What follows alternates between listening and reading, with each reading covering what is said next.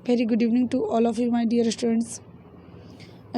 आज हम लोग जो हैं विलोम शब्द से थोड़े बहुत परिचित होंगे, है ना। और इसमें बहुत कुछ ऐसे प्रश्न हैं जो पर्यायवाची से भी संबंधित हैं। तो जिस तरह से हम लोग हिंदी का सीरीज पढ़ते आ रहे हैं, है ना, तो इस सीरीज में जो है विलोम शब्द, पर्यायवाची शब्द, श्रुति संविनार्थक शब्द, है ना, अनेक शब्दों का एक शब्द, ठीक है, मुहावरे, है ना, लोकोक्ति, ये सब भी आते हैं। सो इन लोग को पढ़ना भी बहुत ज़रूरी है क्योंकि इन लोग से भी प्रश्न आते हैं, है ना, इन सभी चैप्टर से जो भी है प्रश्न आते हैं, ठीक है। तो चलिए हम लोग ज़्यादा टाइम नहीं लेते हुए जो है अपने प्रश्न की तरफ बढ़ेंगे। बच्चों, आप लोग देख सकते हैं स्क्रीन पर हमारा पहला प्रश्न दिखाई दे रहा होगा। आस्तिक का विलोम क्या है जी? बहुत सिंपल सा प्रश्न है। आस्तिक का विलोम क्या है? आप सभी को पता होगा कि आस्तिक का विलोम क्या है। ऑप्शन ए है बच्चों स्वास्तिक, बी नास्तिक, सी कर्मयोगी, धर्मवीर। बताइए आस्तिक का विलोम क्या होगा जी?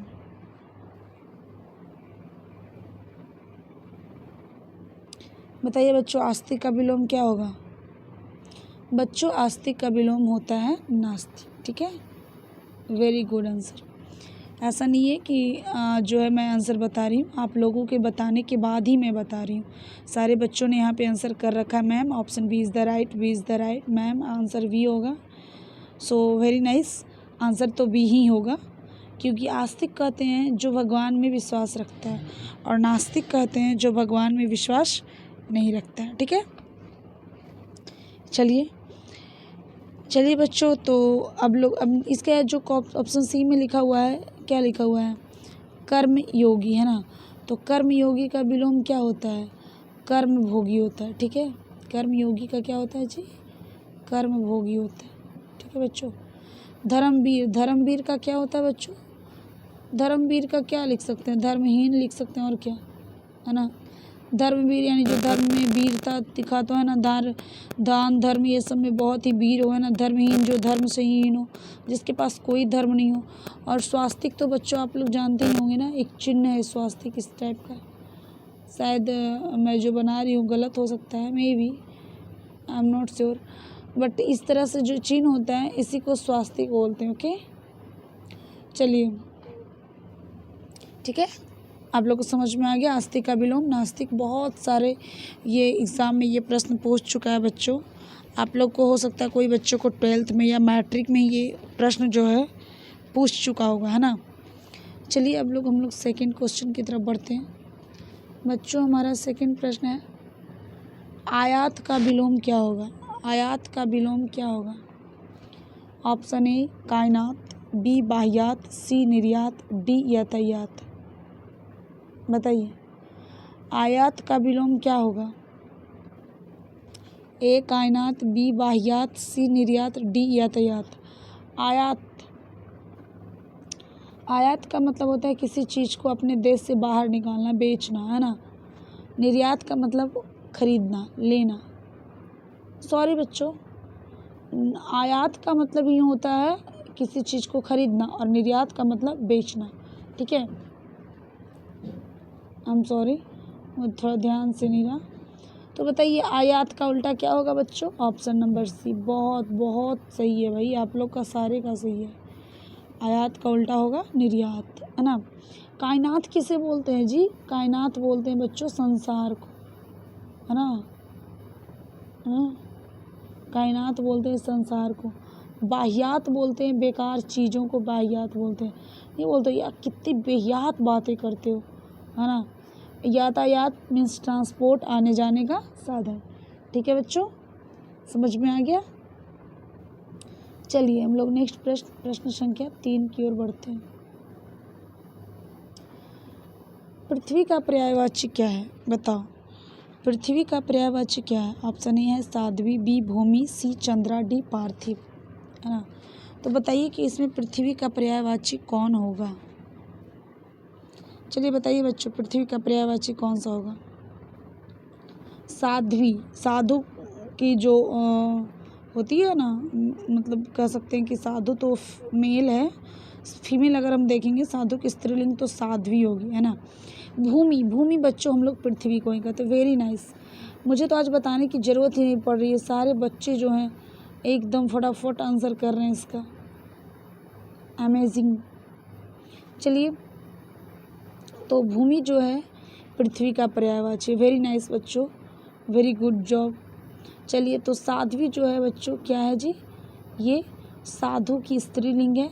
एंड अगर साध्वी का हम लोग अगर पर्यायवाची देखते हैं बच्चों, तो साध्वी का जो पर्यायवाची होगा सबसे पहले होगा पतिव्रता। क्या होगा? पतिव्रता, ठीक है। और एक होता और है पतिपरायणा, ये आप लोग लिख लो, पतिपरायणा। चंद्रा का पर्यायवाची तो बच्चों हम सभी जानते हैं, चांद, चंद्रमा, शशि। पार्थिव का मतलब होता है बच्चों मृत, ठीक है। पार्थिव का मतलब होता है मृत। क्लियर है बच्चों? सो चलते हैं हम लोग नेक्स्ट प्रश्न की ओर। ओके, प्रश्न संख्या 4, जरा ध्यान से पढ़िए, ये अनेक शब्दों का एक शब्द है, ठीक ना। सीमा सुरक्षा बल के जवानों ने जवाबी कार्रवाई करते हुए, ध्यान दीजिएगा, जवाबी कार्रवाई करते हुए, है ना। ये जो सेंटेंस है यहाँ पे, जवाबी कार्रवाई करते हुए अनेक उग्रवादियों को मार गिराया, है ना। तो बताइए यहाँ पे सीमा सुरक्षा बल के जवानों ने जवाबी कार्रवाई करते हुए, तो जवाबी कार्रवाई करते हुए को हम लोग एक शब्द में क्या बोल सकते हैं बच्चों? आघात, प्रतिघात, प्रहार या आक्रमण? बताइए।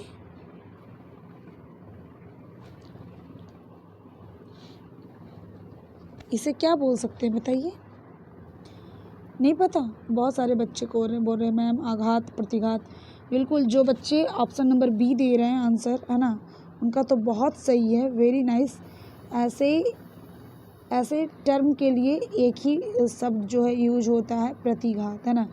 जब कोई आप पे चोट कर रहा है ना, आपके ऊपर प्रहार कर रहा है, और उसके आप जो है विपरीत, उसके एवज में आप भी इधर से जो है प्रभाव करते हैं, सॉरी प्रतिघात करते हैं, है ना, तो उसको हम लोग बोलेंगे प्रतिघात। समझ में आया?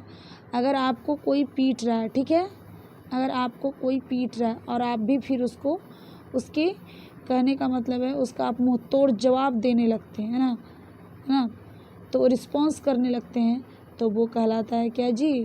प्रतिघात, ठीक है। तो यही तो किया ना, सीमा सुरक्षा बल के जवानों ने जवाबी कार्रवाई देते, जवाबी कार्रवाई मतलब पहले उधर से कुछ किया उन लोग, है ना, और उसके एवज में ये लोग इधर से जवाबी कार्रवाई दिया, तो उसको अनेक उग्रवादी को, तो ऐसे शब्द के लिए, ऐसे टर्म के लिए एक शब्द होगा प्रतिघात, ठीक है। आघात किसे कहेंगे जी? किसी चीज़ को चोट पहुंचाना, ठीक है। मान के चलो ये ड्रम है, तो इसके ऊपर हम लोग इस तरह से ठप ठप ठप ठप पीट रहे, तो वो आघात हो गया। प्रहार किसे कहते हैं? किसी तीव्र चीज़ से, नुकीली चीज़ से या भारी चीज़ से, है ना, एक झटके में मारना प्रहार कहलाता है। आक्रमण किसे कहते हैं? तो आक्रमण कहते हैं बच्चों जब हम किसी जगह पे, किसी जगह या फिर कोई महल हो, किला हो, है ना, मैदान हो, या फिर कोई लोग हो, है ना, तो इनको चारों तरफ से जो है घेर लेना ही आक्रमण कहलाता है, ठीक है। सो अब हम लोग चले नेक्स्ट प्रश्न की ओर। आई होप आप लोग को प्रश्न समझ में आ रहा होगा। प्रश्न संख्या 5, परीक्षा में सफलता करने के लिए दृढ़ निश्चय करना आवश्यक है। बताइए, सफलता के लिए दृढ़ निश्चय करना के लिए एक शब्द क्या होगा? इस पूरे टर्म के लिए आपको एक वर्ड चुनना है, क्या होगा बच्चों बताओ? ऑप्शन 1 कमर टूटना। भाई कमर टूटना बेसहारा होना, ऐसा थोड़ी होगा कि परीक्षा में सफलता के लिए कोई कमर तोड़ लेगा, नो।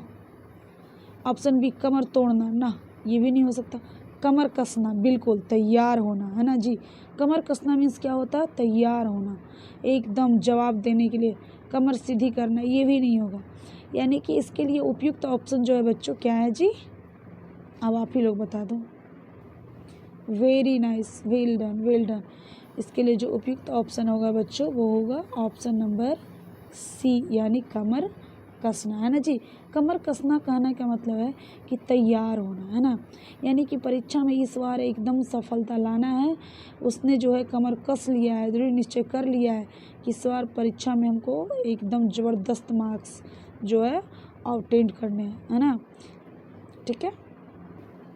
कमर कसना मीन्स तैयार होकर होना, उसकी परीक्षा की जो प्रिपरेशन है वो बहुत ही बेहतरीन है, ठीक है। चलो, आप लोगों की भी तो बेहतरीन ही है ना, नहीं है तो करिए क्या। चलिए प्रश्न संख्या 6, सभी को समभाव से देखना। समभाव मतलब बराबर भाव से देखना, है ना जी। सभी को समभाव से देखना महापुरुषों का स्वभाव होता है ना। जो महान पुरुष होते हैं उनको हर एक लोग एक जैसे लगते हैं ना, ना कोई बड़ा ना कोई छोटा, ना ऊंच नीच भेदभाव, ऐसा कुछ नहीं होता है। तो समभाव से देखना, समझ में आ रही है बात, समभाव से देखना, है ना। इस अनेक शब्दों के लिए कोई एक शब्द चूज करिए, है ना। समभाव से देखना मीन्स इसके लिए एक शब्द के लिए ये जो है एक अनेक शब्द चूज करिए। सॉरी मैं मिस्टेक कर गई, ये एक शब्द है, ठीक है। इसके लिए आप अनेक शब्द चूज करिए। समभाव से देखना ऑप्शन ए है बच्चों, ए है बच्चों एक आँख ना बहाना, बी एक आँख से देखना, सी आँखें चार होना, आँखें बिछाना। चलिए बताइए, यहाँ पे 4 मुहावरा दिया हुआ है, ठीक है।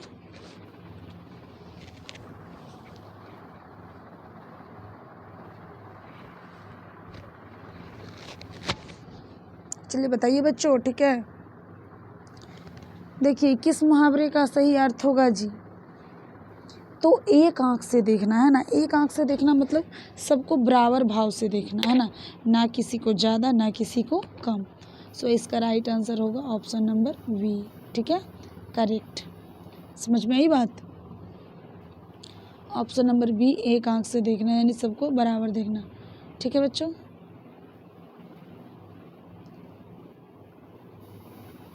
चलिए प्रश्न संख्या 7, मरने की इच्छा से कई अधिक प्रबल होती है जीने की इच्छा, है ना जी। तो जीने की इच्छा के लिए एक शब्द क्या होगा जी, एक शब्द क्या होगा बताइए। मरने की इच्छा से कई अधिक प्रबल होती है जीने की इच्छा, तो जीने की इच्छा के लिए एक शब्द क्या होगा बताइए। ऑप्शन ए है बच्चों मुमूर्षा, बी अभिलाषा, सी बुभुक्षा, डी जिजीविषा। बताइए, है ना बच्चों। जीने की इच्छा भी पूछ रहा है, मरने की इच्छा भी है, दोनों का अर्थ यहाँ पे दिया हुआ है। देखिए जीने की इच्छा यानी कि यहाँ पे जो क्वेश्चन का आंसर होगा बच्चों, जीने की इच्छा यानी कि जिजीविषा, ठीक है। जीने की इच्छा क्या कहलाता है बच्चों, जिजीविषा। जिजीविषा गलत लिखा हुआ है, इस तरह से लिखा आता है जिजीविषा, ठीक है। दूसरा है मरने की इच्छा, तो मरने की इच्छा का मतलब होता है बच्चों मुमूर्षा है, जो ये ऊपर फर्स्ट ऑप्शन में दिया हुआ है ना वो। अभिलाषा का अर्थ होता है बच्चों इच्छा, ठीक है। और बुभुक्षा का मतलब होता है बच्चों खाने की इच्छा। क्या चीज़ करने की इच्छा, खाने की इच्छा, ठीक है। विभिक्षा, बुभुक्षा मतलब खाने की इच्छा, जिजीविषा मतलब जीने की इच्छा, मुमूर्षा मतलब मरने की इच्छा, ठीक है बच्चों। हो गया क्लियर। चलिए हम लोग अगले प्रश्न संख्या 8 की ओर चलते हैं। निम्नलिखित में कौन तद्भव शब्द है ना। निम्नलिखित में से जो है कौन तद्भव शब्द है। 4 ऑप्शन दिए गए बच्चों, ए 14, बी अग्नि, सी बी, डी वक्त। चलिए बताइए इसका राइट आंसर क्या होगा। तद्भव शब्द है ना जी, संस्कृत के बिगड़े रूप को तद्भव कहते हैं, सॉरी तत्सम के बिगड़े रूप को तद्भव कहते हैं। तो अग्नि तो तद्भव शब्द ही है, सॉरी तत्सम शब्द है, क्योंकि अग्नि का आग होता है, तो अग्नि तो नहीं होने वाला है। वीर भी तत्सम शब्द है और भक्त भी तत्सम शब्द है, यानी ये तीनों ऑप्शन यहाँ पे जो है अकॉर्डिंग टू द क्वेश्चन तीनों आंसर रॉन्ग है, यानी कि ऑप्शन नंबर ए जो है बच्चों आपका राइट आंसर है, ठीक है। 14 समझ में आया। ऑप्शन नंबर ए क्या है, राइट है, ठीक है। यानी कि तद्भव शब्द कौन है जी यहाँ पे 14। तो आप लोग पूछोगे मैम कि इसका तत्सम क्या होता है, तो बच्चों इसका तत्सम जो होता है चतुर्दशा होता है। क्या होता है, चतुर्दशा, ठीक है। चतुर्दश मतलब 14, ठीक है बच्चों, ठीक है। चलिए हम लोग नेक्स्ट प्रश्न संख्या 9। निम्नलिखित में कौन देशज शब्द है बताइए। निम्नांकित में से कौन देशज शब्द है। देशज शब्द वैसे शब्द जो देश की बोलचाल में पाई जाने वाली शब्दों को, देश में बोलचाल की जो भाषा होती है उसमें पाई जाने वाली शब्दों को देशज शब्द कहते हैं, ठीक है बच्चों। तो वचन, व्याकरण, घुड़सवार, फुनगी, यहाँ पे 4 ऑप्शन दिए हुए हैं, देख रहे हैं ए, बी, सी और डी। इन चारों ऑप्शन में 3 अक्षर मुझे ऐसे दिख रहे हैं जो कि किताबी भाषा है है ना। किताबी भाषा का मतलब है जो हिंदी के दृष्टिकोण से सही है ना, जो हिंदी की भाषा, इट मीन्स की व्याकरणिक भाषा है। लेकिन एक ऐसा शब्द है जो देसी है ना, देशज है, ठीक है, वो आप लोग को दिख रहा होगा, मुझे भी दिख रहा है, यानी ऑप्शन नंबर सी जो है बच्चों इसका राइट होगा, फुनगी। फुनगी किसको कहते हैं बच्चों? ये जो पेड़ होता है ना, पेड़ हैं, इसके सबसे ऊंचे वाले ये इसको बोलते हैं फुनगी। बोलते हैं मैं फुनगी पर चढ़ गया हूँ, फुलंगी, है ना, इसको बोलते हैं फुनगी। ऐसे इसको बुक में बोला जाता है शीर्ष, है ना। लेकिन वचन, व्याकरण और घुड़सवारी, ये तीनों जो है बच्चों व्याकरणिक दृष्टिकोण से हिंदी के शब्द हैं, ठीक है, हिंदी और संस्कृत के शब्द हैं। जी हाँ, बिल्कुल बिल्कुल। चलिए नेक्स्ट प्रश्न, प्रश्न संख्या 10 बस, है ना। क्या कहते हो आप लोग? दाल रोटी में कौन सा समास है? यहाँ पे दिया हुआ है, दाल रोटी में कौन सा समास है? ऑप्शन ए है बच्चों बहुव्रीहि, ऑप्शन बी है द्वंद्व, ऑप्शन सी है कर्मधारय और ऑप्शन डी है बच्चों द्विगु, है ना। 4 ऑप्शन दिए गए हैं बच्चों। अब बताइए यहाँ पे राइट आंसर क्या होगा? दाल रोटी, पहले इसका समास विग्रह कर लेते हैं जी। दाल रोटी का मतलब है बच्चों दाल और रोटी, ठीक है। दाल रोटी का मतलब है दाल और रोटी, ठीक है। दाल रोटी का मतलब है दाल और रोटी। तो बताइए कौन सा समास होगा बच्चों? जी हाँ, इस समास के प्रथम पद और अंतिम पद दोनों पद प्रधान है, ठीक है, और दोनों पद के बीच जो है द्वंद्वात्मक है, ठीक है ना। सो इसका राइट आंसर होगा ऑप्शन नंबर बी, यानी द्वंद्व समास। समझ में आया? दाल रोटी कौन समास है बच्चों? द्वंद्व समास है, ठीक है। कोई प्रॉब्लम बिल्कुल नहीं होनी चाहिए, ठीक है बच्चों। चलिए हम लोग नेक्स्ट प्रश्न संख्या 11 में चलते हैं। अविभिम्ब, देखिए यहाँ पे ये गलत लिखा हुआ है, ठीक है, पहले इसको हम लोग सुधार लेते हैं। अविभिम्ब कोई शब्द नहीं होता बच्चों, अविभाव होता है, आविर्भाव, है ना, आविर्भाव ये होता है। तो पूछ रहा आविर्भाव का विलोम शब्द क्या होगा? ये सब बहुत इंपॉर्टेंट प्रश्न है बच्चों, एकदम माइंड में इसको सेट रखना है, ठीक है। ये सब काफ़ी इंपॉर्टेंट प्रश्न है। आविर्भाव का विलोम शब्द क्या होगा? 4 ऑप्शन दिए हैं बच्चे, अनाविर्भाव, निर्विभाव, तिरोभाव, अभाव, है ना। 4 ऑप्शन दिए हुए हैं, आपको बताना है। पहले तो मैं बता दूं कि आविर्भाव का अर्थ क्या होता है। तो बच्चों आविर्भाव का अर्थ होता है जो जिसका जन्म हुआ है ना, जन्म होना या उजागर, ठीक है, उजागर करना किसी चीज़ को, है ना। तो बताइए उजागर मतलब जो छुपा हुआ था फिर उसको सबके सामने लाना, ठीक है, उसको बोलते हैं आविर्भाव। नहीं पता इसका आंसर बच्चों? इसका right answer option number C होगा, तिरोभाव, ठीक है, तिरोभाव। तिरोभाव आविर्भाव का जो है विलोम, उल्टा होता है। तिरोभाव का अर्थ होता है बच्चों लुप्त। तिरोभाव का अर्थ क्या होता है? लुप्त। और आविर्भाव का क्या होता है अर्थ? उजागर, ठीक है बच्चों, ठीक है। चलिए नेक्स्ट प्रश्न संख्या 12, ठीक है। जो दायर मुकदमे का बचाव करे या काट करे के लिए हिंदी में शब्द क्या होता है भाई, है ना। जो दायर मुकदमे का बचाव करे, है ना, या काट करे, जो मुकदमा किया गया है ना जी, उसका जो बचाव करता है ना, उसको क्या कहते हैं? याचक कहते हैं, प्रार्थी कहते हैं, वादी कहते हैं या प्रतिवादी कहते हैं। बच्चों ये अनेक शब्दों का एक शब्द है ना। इसके लिए जो दायर मुकदमे का बचाव करता है, इतने बड़े सेंटेंस के लिए एक शब्द खोजना है आपको, क्या होगा? और एक्चुअल में मैं बताऊं तो ये क्वेश्चन मैं करवा चुकी हूँ आज से आपको 2 महीना पहले, फरवरी में ही मैं करवा चुकी हूँ, ठीक है। इसलिए आप लोग को तो बिल्कुल भी प्रॉब्लम नहीं होनी चाहिए इसके बारे में, आप लोग को फटाफट बताना है। जी हाँ, बहुत सारे बच्चे जो हैं सोच सोच के सही जवाब दे रहे हैं, ठीक है बच्चों। इसका ऑप्शन नंबर होगा डी, राइट आंसर, ठीक है, प्रतिवादी। जो दायर मुकदमे का बचाव करे उसे क्या कहते हैं जी? प्रतिवादी कहते हैं, ठीक है, कोई डॉट इसमें नहीं है, ठीक है जी। चलिए